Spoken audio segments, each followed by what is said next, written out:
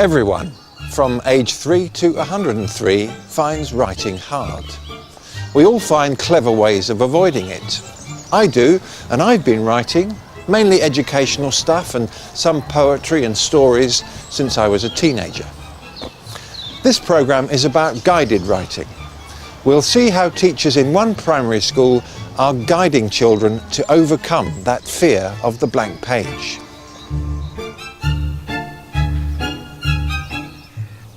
Writing isn't just about communication, it's also about composition. Writing enables the writer to order thoughts in the brain in a way that isn't possible otherwise.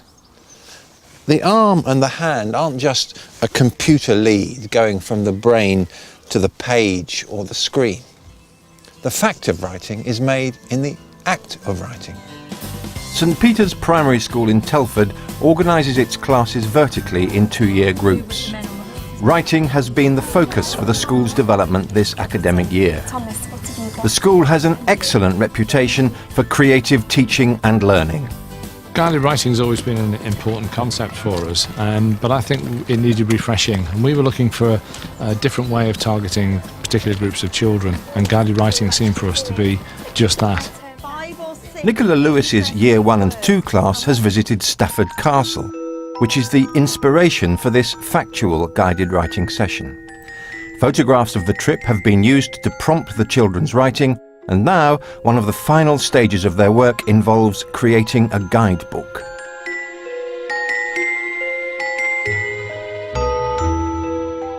Let's have a look inside our big book. What have we got so far? A contents page. What is missing? Paragraph. A paragraph of general information. I'm hoping that the children will make a paragraph of writing for their information book. We've already discussed the vocabulary that we want them to use, some of which has come from the visit to Stafford Castle, and the others come through research, both in books and the internet.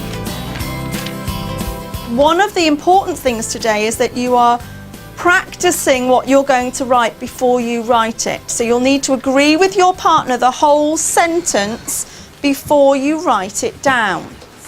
That makes things called Mason, that's good thing. No, makes things have the stones. In a second I'm going to put these headphones on and have a little listen to what Nicola's doing with the group with whom she's working this morning. In a minute. It's not always easy managing the class to free up time with a guided writing group, but the individual attention can pay dividends. These children are some of the more able, but they still have their own needs and their own challenges to meet. I want you to compose your first sentence together to make a really good sentence using the first word in your vocabulary list.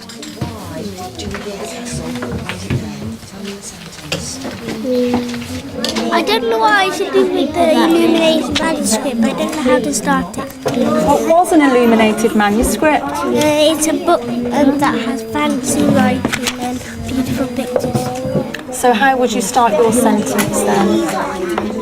Saclane, what do you think you might write? Medieval artists Made books that had fancy writing and beautiful pictures.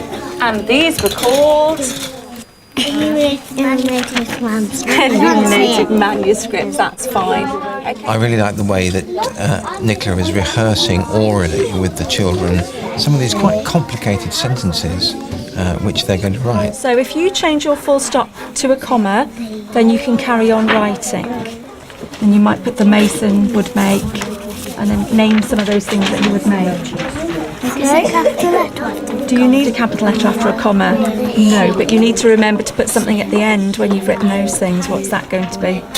A full stop. Okay, thank you. And of course, there's always the old soldiers of sentence beginnings, full stops, commas, when you have a capital letter, when you don't. And that's all part of it. It's not being done as a separate thing. It's all part of the overall act of writing. Right, what's your next word on your vocabulary list?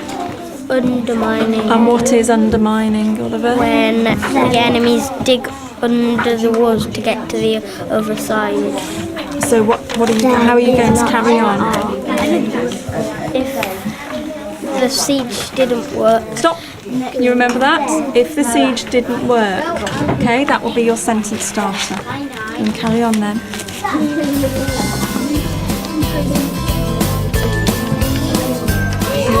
Me start.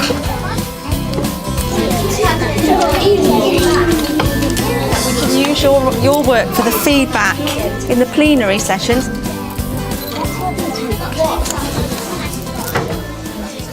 In the castle there is a person called a mason that makes things out of stone to protect the castle. The mason would make the floors stairs and the arrows slits. What did you have to do to make it that brilliant? We added some commas to make some more detail to it, so it makes more sense for our writing. Well done for your readers to read it and understand it. Give me a thumbs up if you think she's done really well. Well, Nicola, that seemed to go like a flash. Is that the normal way that you organise guided writing in these kinds of groups? Yes, they tend to be ability groups, Yeah. although there is some degree of flexibility within that. For example, if one child is struggling with sentence construction, then I would put them into a different guided writing group that would cover that. Yes. The other thing I really liked was the way that I could see pairs of children are helping each other, feeding off each other's efforts, building on each other's efforts. I thought that was very impressive. Brilliant. What kind of ambition do you have for them as writers?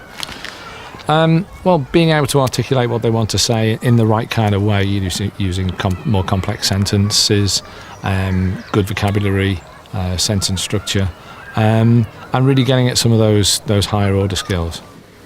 And with great cheerfulness of spirit, he pushed on towards the wild wood, which lay before. Putting those higher order skills into practice is the Year 5 and 6 class with teacher Claire James. After hearing an excerpt from The Wind in the Willows, Claire asks the children to think about the kind of language which makes an effective story opening. The children discuss in pairs before sharing their ideas with the rest of the class. How do you create a suitable atmosphere? Powerful verbs. Fantastic. Powerful verbs. Personification. Well, there you can use similes as well. Take a close look at the boards. We're going to be thinking about a suspense story. So what other word might you know a suspense story by? It could be like a scary story. Yes, it is. In a moment, I would like you to write your own opening to a suspense story. And I would like your character to turn the doorknob and open the door.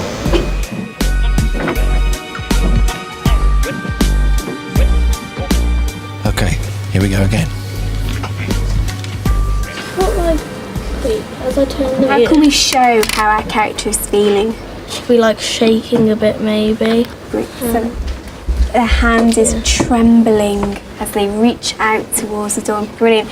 I was thinking of like describing what the door looks like, saying that it's quite rusty and old and like the paint's flaking. Have you got an idea for your sentence then?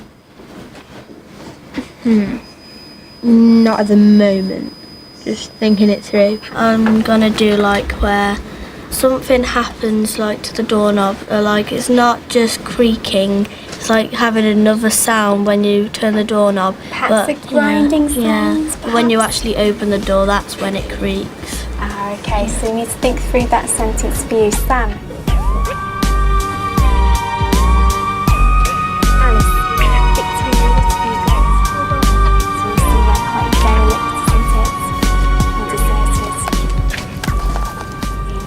Trembling, James reached uncontrollably to the old rusted doorknob. Why did you use the word uncontrollably? I thought of like having James like being possessed by something. So he's being like forced to open this door. Perhaps you could talk about your arms having a mind of their own. So try and add to that idea a bit and really explain what's going on to your reader. I really like the way that Claire is getting them to empathise with the character, whoever that character is going to be, with the protagonist. Get inside the skin of that protagonist. How is that person feeling? A thin shaft of light from a tiny window bounced off an empty bottle and illuminated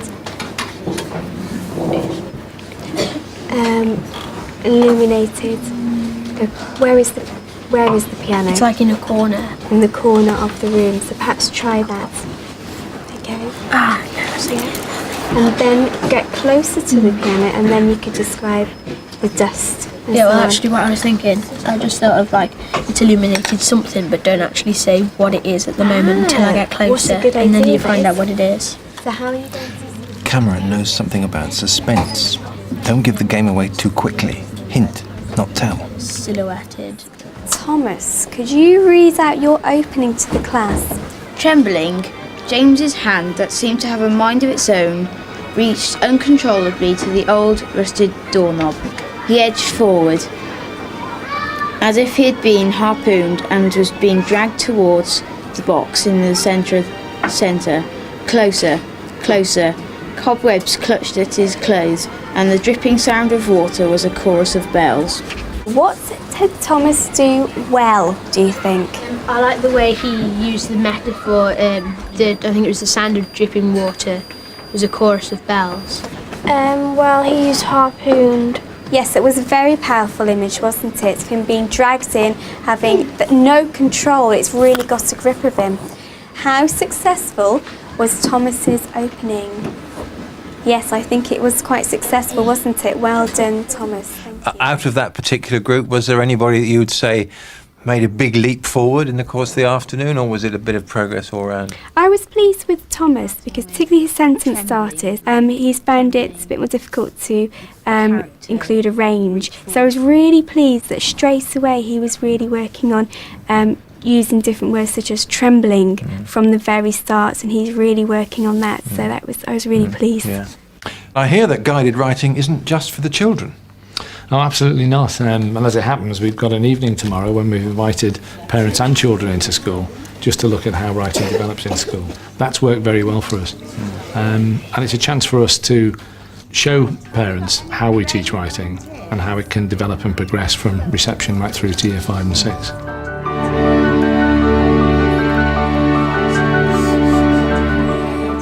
If they've got a basic understanding at this early age, you just got to help them as they get older. It will become easier the longer they're doing it. I've just come along to see how my granddaughter is being taught how to write so that we can help her if she needs any assistance, although they're actually better than we are, I think. The flip side of the fear of writing, which we all feel, is the profound satisfaction which a completed piece of writing gives. It exercises an emotional muscle, which has something to do with having imposed some kind of order on a bit of the world. And it's that satisfaction which the children at St. Peter's are beginning to feel.